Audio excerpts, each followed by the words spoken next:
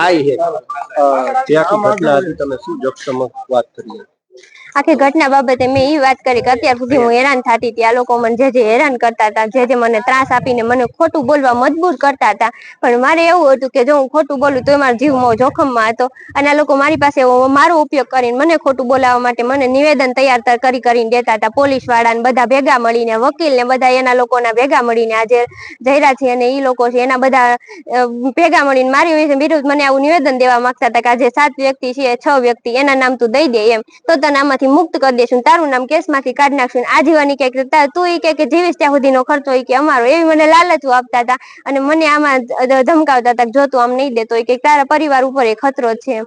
તો મેં કીધું કે વાંધો નહીં, તો હું આ નિવેદન દઈ દઈશ એમ. હું તૈયાર, ત્યારે મેં ના પાડેલી હતી કે હું નિવેદન દેવા તૈયાર થઈશ એમ, પણ હું કોઈના નામ નહીં લઉં, કે હું જે સાચું છે એ નિવેદન દઈશ હું કોર્ટ સમક્ષ, ખોટું નિવેદન હું નહીં દઉં. તો એને કીધું કે નહીં, એ રીતનું નિવેદન નથી દેવાનું. પછી એને મને હાથે તૈયાર કરીને નિવેદન દીધું અને એ નિવેદન મને દેવા માટે મજબૂર કરતા હતા. જયારે મેં નિવેદન અત્યારે ન આપ્યું અને મેં જે હકીકત હતી એ કોર્ટ સમક્ષ અત્યારે રજૂ કરી દીધી છે, તો હજી મારો પરિવાર છે એની ઉપર એટલો ખતરો છે કે આ લોકોની ગાડીઓ વારંવાર ત્યાં પોગી જાય છે અને હેરાન કરે છે એટલી હદે કે મારા પપ્પાને આ નથી જીવવા દેવાના, નથી અમારા પરિવારને જીવવા દેવાના. એનો એટલો ત્રાસ છે અમારી ઉપર.